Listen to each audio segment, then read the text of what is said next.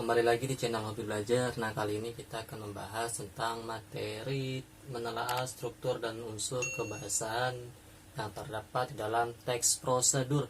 Nah, jangan lupa untuk melakukan absen online di Google Classroom masing-masing kalian ya, untuk mengabsen terlebih dahulu. Setelah itu siapkan buku catatan, buku paket maupun buku LKS kalian dalam menyimak materi ini. Ingat, materi ini wajib untuk dicatat. Nah, jadi jangan lupa selalu menggunakan masker dan selalu jaga jarak ya, supaya kalian terhindar dari virus COVID-19. Nah, oke, sebelum dimulai ya, jangan lupa untuk klik like dan subscribe channel Hobi Belajar supaya kalian bisa mendapatkan video pembelajaran yang terbaru dari channel Hobi Belajar ini. Nah, jadi kita langsung saja untuk menyimak dan mendengarkan dengan baik materi pada hari ini tentang menelaah struktur dan unsur kebahasaan yang terdapat di dalam teks prosedur. Nah, oke. Pastinya kalian sudah mengetahui apa itu teks prosedur ya. Di materi terakhir kan sudah dijelaskan apa itu teks prosedur dan bagaimana cara mengidentifikasi isi dalam teks prosedurnya. Nah, di sini ada KD dan indikator di mana kita akan menelaah struktur dan aspek kebahasaan teks prosedur dengan cara melakukan sesuatu dan cara membuat sesuatu. Nah, adapun indikatornya menentukan struktur, melengkapi teks prosedur, menentukan penggunaan kata, kalimat, paragraf pada teks prosedur, serta merevisi kesalahan yang terdapat di dalam sebuah teks prosedur ya, penggunaan kebahasaannya. Nah, ini untuk KD kita 3.6. Jadi selanjutnya kita akan membahas yaitu mengenai dengan tujuan pembelajaran. Nah, tujuan pembelajaran kali ini kalian harus bisa menentukan bagian-bagian dalam teks prosedur. Yang kedua, bisa menentukan ciri bagian-bagian struktur teks prosedur. Nah, yang ketiga, kalian bisa menentukan kesalahan penggunaan kata, kalimat, dan ejaan dan tanda baca yang terdapat di dalam teks prosedur yang kalian baca maupun kalian dengarkan. Nah, yang terakhir itu memperbaiki dan melengkapi kesalahan dalam penggunaan kata, kalimat, ejaan, dan tanda baca. Nah, inilah tujuan pembelajaran yang hendak kalian capai dalam materi pembelajaran hari ini. Nah, jadi sebelumnya Bapak memberikan kalian untuk membaca terlebih dahulu teks prosedur, yaitu cara membuat bubur Manado. Oke, silakan dibaca terlebih dahulu.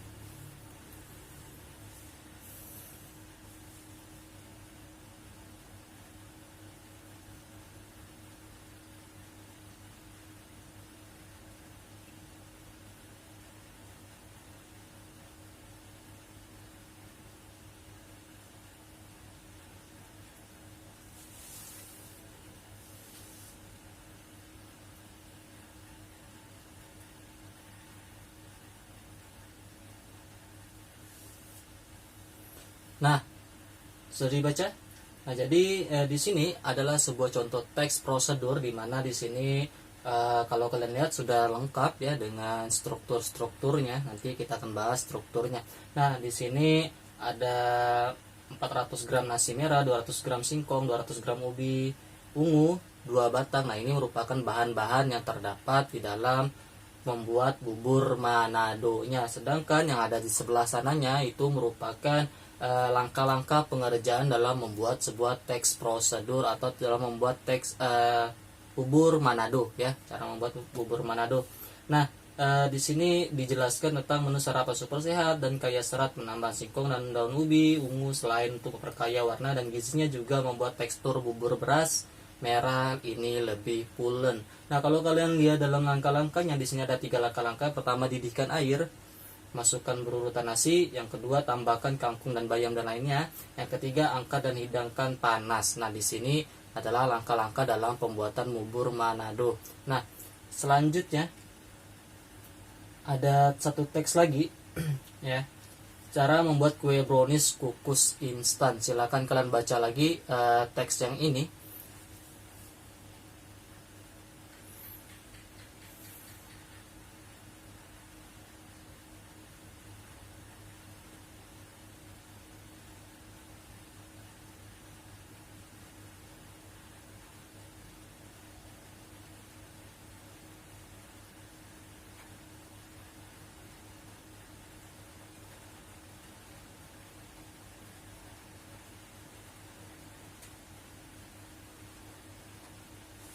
Nah, di sini juga terdapat 3 langkah-langkah dalam membuat kue brownies kukus instan ya. Di mana paragraf pertama itu menjelaskan maksud dan tujuan dari membuat kue brownies kukus instan ini ya. Ada 3 langkah. Yang pertama, campurkan adonan instan brownies. Yang kedua, tuangkan adonan brownies. Yang ketiga, kukus brownies hingga matang. Nah, ini adalah cara-cara dalam menentukan atau dalam membuat kue brownies kukus instan. Nah, bisa kalian lihat di teksnya di sini ya. Ini juga walaupun simple teksnya, ini sudah termasuk dalam teks prosedur yang akan kita bahas nanti di materi struktur dan unsur kebahasaan yang terdapat di dalam teks prosedur.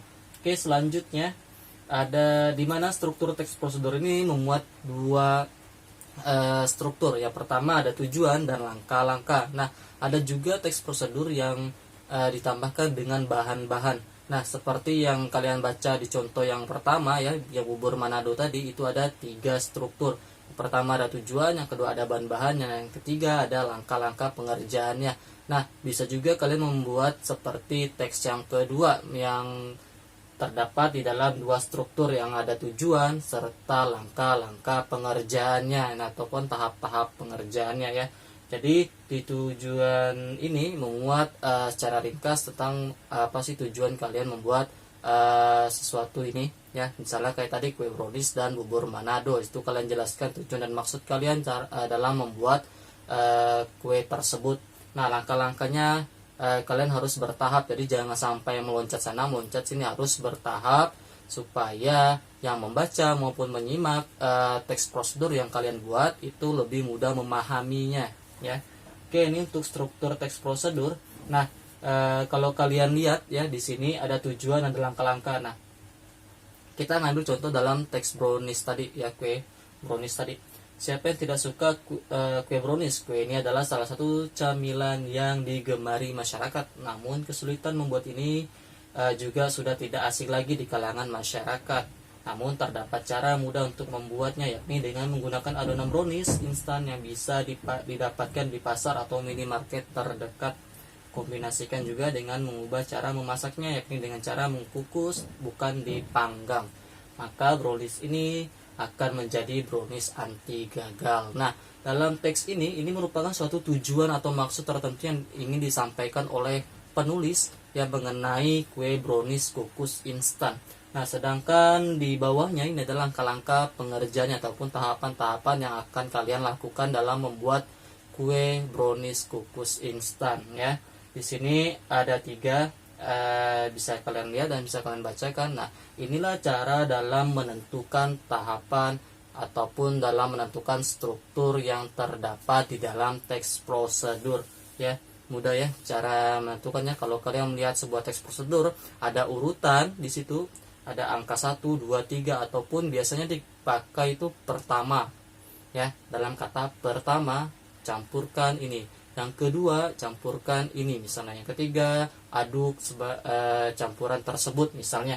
Nah, itu biasanya menggunakan angka juga menggunakan huruf ya dalam langkah-langkahnya. Jadi kalau kalian membaca itu berarti paragraf tersebut memuat tahapan-tahapan ataupun langkah-langkah dalam teks prosedur. Oke, selanjutnya kita membahas tentang unsur kebahasaan yang terdapat dalam teks prosedur.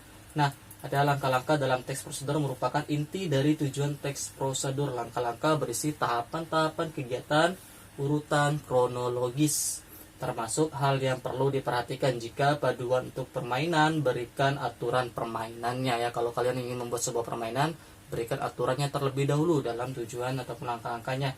Nah, contoh di sini ada bentuk penyajian langkah. Langkah dalam teks prosedur bisa disajikan dalam 2 bentuk ya. Nah, ini tadi yang Bapak bilang ya.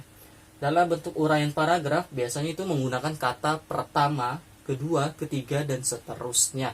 Ini kalau di dalam paragrafnya menggunakan kata. Kalau menggunakan angka seperti yang contoh yang tadi ya, yang kukus brownies kukus instan sama bubur Manado tadi menggunakan angka 1, 2, 3 dalam tahapan ataupun langkah-langkahnya. Nah, yang B, dalam bentuk penomoran pada setiap langkah dengan urutan ke bawah ya, 1 sampai 10 misalnya. Nah, penggunaan kata penghubung pada langkah-langkah. biasanya ada kata yang digunakan itu adalah kata penghubung atau konjungsi. Pastinya sudah tidak asing lagi bagi kalian mengenai konjungsi ya, karena kalian sudah mendapatkan materi konjungsi di bab-bab yang kemarin ya, yang sudah dijelaskan pada pertemuan-pertemuan yang sebelumnya. Nah, di sini ada menyatakan waktu, menyatakan tujuan, dan menyatakan urutan. Nah, biasanya di dalam teks prosedur ini hanya memuat 3 kata penghubung saja, yaitu menyatakan waktu, menyatakan tujuan, dan menyatakan urutan. Kalau kalian lihat di sini ada menyatakan waktu, kemudian, ketika, sebelum, sementara, sesudah itu. Nah, misalnya, kemudian campurkan adonan tersebut ke dalam tempat yang sudah disediakan. Misalnya, sebelum kita memulai membuat kue ini, kita harus membuka ataupun mengadon menteganya terlebih dahulu. Nah, seperti itu juga bisa kalimatnya. Sambil menyatakan tujuan supaya untuk mencapai hasil terbaik, panggang dengan api kecil sekitar 10 menit. Di situ ada contohnya. Untuk mencapai hasil terbaik, panggang dengan api kecil sekitar 10 menit. Nah, di sini ada menyatakan tujuan yang terdapat pada kata untuk, konjungsi menyatakan tujuan. Yang ketiga, menyatakan urutan pertama, kedua, ketiga. Nah, pertama, campurkan adonan tersebut ke dalam wadah yang sudah disediakan. Kedua, bisa kalian memasukkan mentega serta kuning telur. Nah, seperti itu ya. Ini menyatakan urutan sampai urutan-urutan yang terakhir hingga selesai dalam memberikan langkah-langkah dalam pengerjaan sesuatu. Nah, ini untuk penggunaan konjungsi yang terdapat di dalam teks prosedur yang berada di langkah-langkah ataupun tahapan-tahapannya. Nah, selanjutnya ada penggunaan kalimat perintah, saran, larangan dalam langkah-langkah. Nah, perhatikan di sini ada kalimat perintah, lakukan ini, lakukan itu. Nah, biasanya kalimat perintah itu menggunakan partikel kan dan lah ya, seperti kalian disuruh menutup pintu. Doni, tutuplah pintu itu. Nah, itu kan adalah perintah, ada kata tutuplah. Nah, di situ menggunakan partikel lah ya, ada partikel lah, berarti di sini menggunakan kalimat perintah. Ingat, kalimat perintah itu biasanya ditandai dengan kata berpartikelkan dan lah ya. Seperti contoh ini, lakukan ini, lakukan itu. Campurkanlah. Nah, potonglah. Kupaslah. Nah, siapkan. Itu adalah kalimat perintah. Kalau dengan saran, untuk mencapai hasil terbaik, sebaiknya lakukan ini ya. Sedangkan peringatan itu jelas menggunakan kata larangan, yaitu jangan, hindari, ya, tidak boleh. Nah, seperti itu. Nah, dan juga biasanya menggunakan konjungsi kata sambung, urutan langkah-langkah pertama, kedua, kemudian berikutnya, setelah ini, setelah melakukan ini, sama yang kayak tadi. Nah, untuk memberi batasan digunakan konjungsi sampai hingga dengan diaduk terus. Ya, terdapat pelesapan karena banyak hal yang sama sehingga terlalu banyak kalau tidak dilesapkan. Nah, ini untuk penggunaan kalimatnya ya. Nah, jadi bisa kalian lihat di situ ada kesimpulan ya. Cara membuat penutup teks prosedur adalah dengan merujuk kembali ke hal-hal pokok yang disebutkan dalam pendahuluan dan ulang kembali dengan kata yang lain sinonim atau ucapan selamat memotivasi orang untuk melakukan. Ya, ada ucapan selamat, menikmati keindahan, selamat menikmati makanan ini dan lain sebagainya ya. Oke, selanjutnya kalian lihat contoh di sini ya, ada ternyata mudah membuat masakan tradisional yang satu ini, kue lezat siap dinikmati. Tidak serumit yang kita bayangkan ya ternyata. Nah, ini contoh penutup yang terdapat di dalam teks prosedur, biasanya itu berada di akhir paragrafnya setelah tahapan-tahapan pengerjaan. Biasanya digunakan, boleh juga tidak ya. Oke, biasa juga di dalam penutup itu terdapat komentar umum ya. Kamu akan bangga akan hasilnya. Anda akan menikmati pujian dari keluarga dan teman. Selamat mencoba. Anda akan merasa puas dengan hasil kerja yang memuaskan. Nah, ini contoh dalam penutup atau komentar dalam sebuah teks prosedur. Oke, selanjutnya Kalimat perintah merupakan kalimat yang mengandung suatu memerintah atau meminta seseorang untuk melakukan sesuatu sesuai dengan apa yang diinginkan oleh penutur atau penulisnya ya. Ciri-ciri kalimat perintah itu, nah kalau disebutkan ya, menggunakan intonasi pada bagian tengah kalimat naik atau meninggi. Kerjakan LKS halaman sekian. Nah, seperti itu. Ada kerjakan, ada katakan di situ, berarti menggunakan kalimat perintah. Nah, diakhiri dengan tanda seru. Biasanya kalimat perintah ini juga diakhiri dengan tanda seru. Yang ketiga, kalimat perintah menggunakan pola inversi. Ya, sedangkan yang keempat biasanya menggunakan partikel lah ataupun kan. Nah, yang tadi Bapak sebutkan seperti itu, menggunakan partikel kan dan lah. Oke, ini ciri-ciri kalimat perintah. Boleh kalian catat juga ya, sambil kalian catat, sambil kalian dengarkan video pembelajaran ini. Oke, selanjutnya ada kata adverbia atau kata keterangan dalam setiap teks prosedur. Biasanya menggunakan juga kata keterangan. Kata keterangan itu kelas kata yang memberikan keterangan kepada kata lain seperti verba atau yang dikenal dengan kata kerja ya. Pun adverbia adjektiva, kata sifat ya. Adverbia yang banyak digunakan pada teks prosedur adalah keterangan cara, keterangan alat, dan keterangan tujuan. Nah, kalau kalian lihat contoh di sini ada keterangan cara. Adverbial ini menambah keterangan cara pada kegiatan atau peristiwa yang terjadi. Nah, biasanya ditandai dengan kata dengan dan secara. Contoh ya, kalian perhatikan contoh di sini yang menggunakan keterangan cara. Bungkuslah adonan dengan rapat. Nah, dengan rapat, kenapa ditebalkan tulisan ini ya? Ini adalah penggunaan kata keterangan cara dengan rapat. Talikan rafia dengan cara menyilang. Minum cairan tanpa diaduk. Nah, ini kan cara. Bagaimana cara meminumnya? Tanpa diaduk, langsung minum saja seperti itu. Bunyikan secara serentak semua gendang. Nah, ini juga termasuk ke dalam keterangan cara. Oke, selanjutnya buat isi kue dengan cara mencampur potongan buah dengan selai. Nah, jahit bagian A secara zigzag sehingga membentuk kepalan. Dan yang selanjutnya, dengan sedikit meluangkan waktu kita dapat membuat makanan sehat dan murah. Dengan selalu mencuci tangan secara rutin, kita terhindar dari beberapa penyakit seperti yang terjadi sekarang, itu COVID-19. Sedangkan keterangan alat ya, yang biasanya terdapat di dalam teks prosedur juga menggunakan kata keterangan alat. Adverbia ini menjelaskan alat yang digunakan pada sebuah kegiatan atau peristiwa. Misalnya dengan menggunakan pisau ya, menggunakan mixer ataupun lain sebagainya. Dengan menggunakan keterangan alat ini bisa membuat pembaca ataupun pendengar bisa melakukan langkah-langkah yang kalian sebutkan atau kalian jelaskan dalam teks prosedur. Nah, seperti kalian lihat contohnya ya, para penebang kayu itu menebang pohon dengan gergaji mesin. Ini adalah keterangan alat dengan gergaji mesin ya. Kata gergaji mesin di sini berarti dia menggunakan alat ya, makanya disebut keterangan alat. Lukis kain dengan menggunakan canting. Penjahit itu membuat baju dengan alat jahit tradisional. Alat jahit tradisional ini merupakan kata keterangan alat yang digunakan dalam teks prosedur. Oke, selanjutnya ada keterangan tujuan ya. Adverbia ini menambah informasi pada kalimat, misalnya untuk supaya dan agar. Nah, perhatikan contoh yang di sini ya. Kalian lihat, malam jangan terlalu panas agar tidak merusak kain. Ini biasanya ini digunakan untuk membatik ya, malam.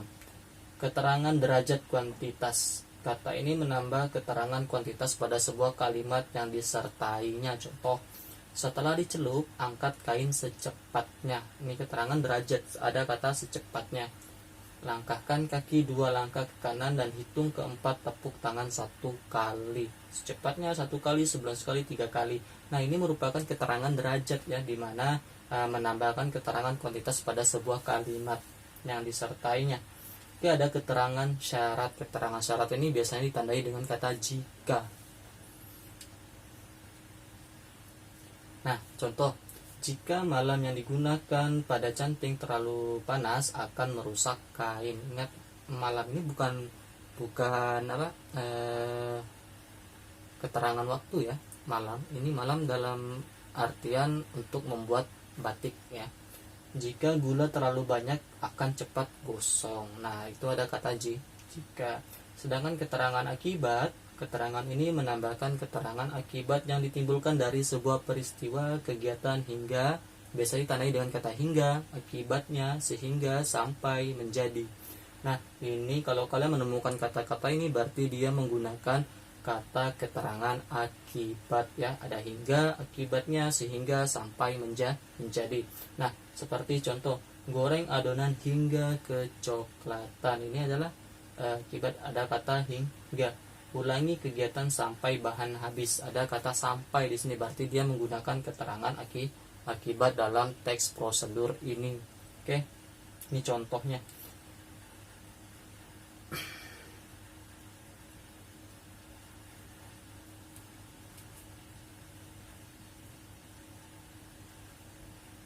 Nah, bisa kalian perhatikan di sini ada contoh untuk kalian menelaah penggunaan kesalahan kebahasaan yang terdapat dalam teks prosedur. Ya, di sini sudah Bapak buat kalimat yang salah ya. Tinggal kalian bagaimana sih cara merubah kalimat yang salah itu menjadi kalimat yang benar atau kalimat yang padu ya. Baik penggunaan kata keterangan ataupun kata perintah, kalimat perintah ya, dan lain sebagainya, ataupun konjungsinya salah penempatannya. Nah, ataupun tanda bacanya salah. Nah, di sini kalian bisa perhatikan ada 6 langkah-langkah yang terdapat kesalahan penggunaan kebahasaan di dalam teks ini. Nah, coba kalian perhatikan, kita nanti koreksi sama-sama apakah sama jawaban Bapak dengan jawaban kalian. Nah, perhatikan di sini.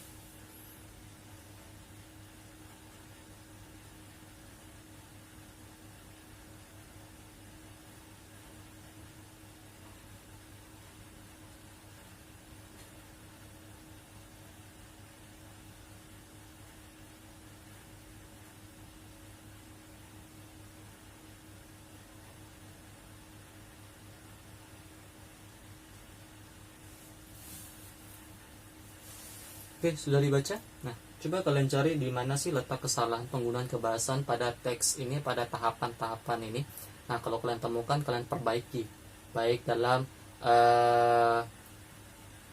kalimat perintahnya, penggunaan konjungsinya, ataupun keterangan cara, keterangan alat, keterangan tujuan, ataupun keterangan akibat ya, yang biasa terdapat di dalam teks prosedur. Oke, bisa kalian perbaiki kalimat yang salah ini.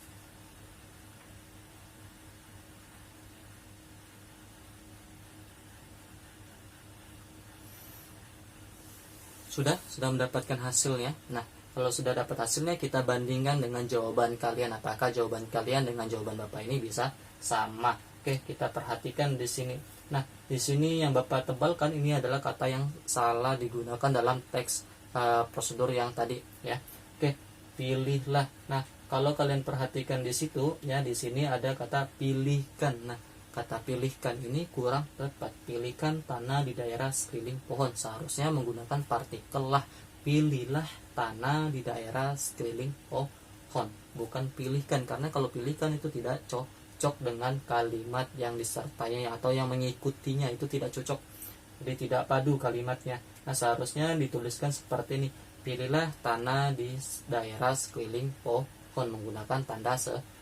Nah, yang kedua, buatlah lubang dengan cara melubangi tanah dengan diameter 10-30 cm dan kedalaman 80-100 cm menggunakan linggis, bambu atau alat pengembor biopori. Kita perhatikan nomor 2. Nah, di sini ada kata buatlah lubang dengan cara melubangi tanah dengan diameter 30 dan kedalaman 80-100 cm menggunakan linggis. Oke, kita lihat. Nah, di sini penggunaannya sudah benar ya, sudah benar penggunaan kalimatnya. Nah, sedangkan nomor 3, perkuat mulut lubang dengan semen sekitar 2-3 cm dan setebal 2 cm di sekelilingnya agar tanah tidak jatuh ke dalam lubang yang akan diisi sampah. Kita lihat nomor 3.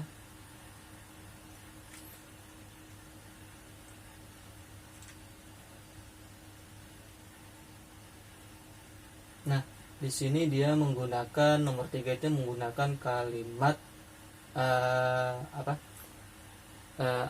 keterangan cara ya. Perkuat mulut lubang dengan semen sekitar 2-3 cm.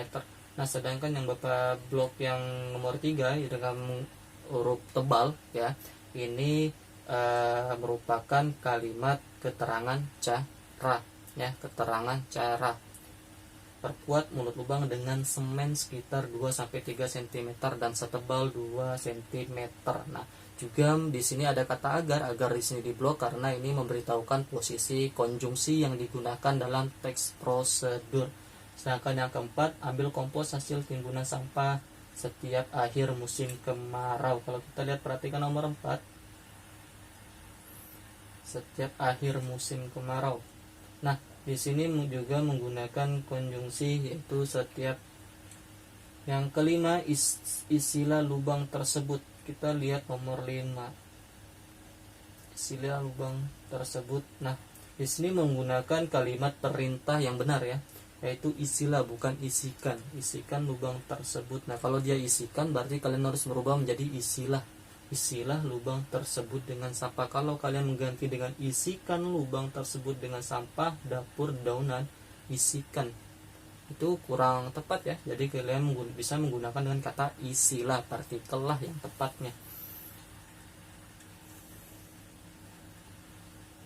Oke, sedangkan yang nomor 6 ini ada selama 1 minggu, ini menggunakan keterangan waktu selama 1 minggu. Nah, ini bisa kalian buat seperti ini ya. Kalian cari penggunaan kesalahan berbahasanya, ataupun kalian bisa menentukan mana sih letak konjungsi yang digunakan dalam teks prosedur ini, mana sih keterangan cara yang digunakan dalam teks prosedur ini, mana sih keterangan akibat, kalimat saran, kalimat larangan ya, maupun kalimat perintah yang digunakan di dalam teks prosedur ini. Kalian bisa menentukan dengan membaca sekilas saja sudah bisa kalian menentukan, oh ternyata ini loh kalimat yang mengandung keterangan alat, oh ini loh kalimat yang mengandung keterangan cara, oh ini loh kalimat yang menggunakan konjungsi, oh ini loh penggunaan kesalahan yang berbahasa, seharusnya menggunakan partikel lah, bukan kan misalnya. Nah, seperti itu cara memperbaiki atau merevisi penulisan yang salah atau penggunaan kebahasaan, menentukan penggunaan kebahasaan yang dengan baik dan benar. Oke, Bapak rasa sekian pertemuan kita hari ini. Bapak akhiri. Assalamualaikum warahmatullahi wabarakatuh. Sampai jumpa di pertemuan video pembelajaran selanjutnya.